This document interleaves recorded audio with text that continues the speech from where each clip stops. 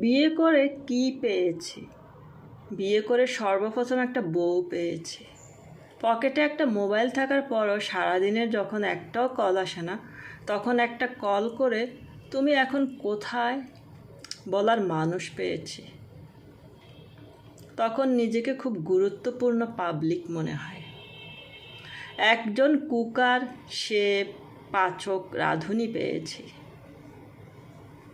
একটা washing machine পেয়েছি। পাঞ্জাবিটা ময়লা হয়েছে বললেই মেশিন অটো চলে। একটা অটো ট্যাপ রেকর্ডার পেয়েছি। মাঝে মাঝে কিবোর্ড টেপা ছাড়াই বাজতে থাকে। কখনো জোরে স্টপ বললেই বন্ধ হয়, কখনো শব্দ পরিবর্তন হয়ে বৃষ্টি চালু হয়, কখনো হাই পাইপ দেখালে অটো বন্ধ হয়ে যায়। বড় বিচিত্র এই রেকর্ডার। সপ্তাহ 5-7 দিন পর পর অতি যত্ন সহকারে বাজার সদাইয়ের লিস্ট ধরিয়ে দেওয়ার জন্য একজন কেয়ারটেকার পেয়েছি। আমার ঘরে রাত 11টা, 11:30টার পর আমাকেই প্রবেশ নিষেধ বলে হুমকি দেওয়ার দারোয়ান পেয়েছি। ছোট একটা অ্যালার্ম ক্লক পেয়েছি। বাড়তি প্রাপ্তি হিসেবে শ্বশুর শাশুড়ি, শালা শালির সম্বন্ধী পেয়েছি। সম্পূর্ণ অপরিচিত কিছু মানুষকে নিকটাত্মীয় হিসেবে পেয়েছি। একটা সন্তান পেয়েছি। সে যখন বাবা বলে কোলে চড়ে বসে কিংবা গলা জড়িয়ে ধরে, তখন বাগানে ফুল ফুটলে মালির যে অনুভূতি হয় তার চেয়েও বেশি মনটা শীতল হয়। এত এত প্রাপ্তির মাঝে কিছু হারিয়েছিও। প্রথমত কুমারত্ব হারিয়েছি, যদিও কোনো মেডিকেল রিপোর্ট নাই। পুরুষ, তোমাকে নিয়ে আমি যদি একটু গবেষণা করতে পারতাম, কাটাছিড়া করে দেখতে পারতাম, প্রদর্শনীতে উঠিয়ে লোককে বোঝাতে পারতাম কি কি উপাদান আছে তোমার মধ্যে। 1000 বছর রিমান্ডে নেওয়ার সুযোগ পেতাম, তাহলে জানতে চাইতাম অন্য নারীতে কী স্বাদ, কী মজা, আর কবে এত মিথ্যা বলা ছাড়বে, আর কবে বিশ্বাসী হবে। কত নারী তোমার জন্য ঘুমাতে পারে না, কত সন্তান তোমার জন্য পথভ্রষ্ট হয়।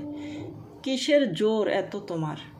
যে নারীর পেট থেকে দুনিয়ায় আসলা, যে নারীর দুধ পান করে বেঁচে রইলা, যে নারীকে ভীষণ জীবন সঙ্গী হিসেবে না পেলে তুমি মরতে বসো, সেই নারীকে পাওয়ার পরও তুমি অন্য নারীর জন্য দিশেহারা হও। অন্য নারীকে দেখে নিজের শখের নারীকে অবহেলা করো। তোমার সেই দুইটা চোখ নিয়ে আমি গবেষণা করতাম যে একই চোখে এতজনের নেশা কেমনে হয়।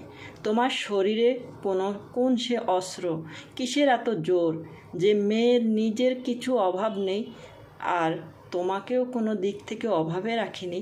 সেই মেয়েকে পাওয়ার পরও পুরুষ তুমিই বলো আর কি করলে, কত ভালোবাসলে তুমি এক নারীতে আসক্ত থাকবে।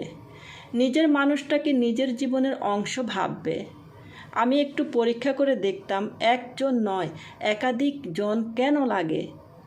কোন কোন পুরুষ শারীরিকভাবে 100% ফিট থাকো না, যতটুকু তোমার বইয়ের চাহিদা ততটুকু সন্তুষ্ট করতে পারো না, সেই পুরুষও একাধিক নারীর দিকে ঝাঁপিয়ে পড়ো।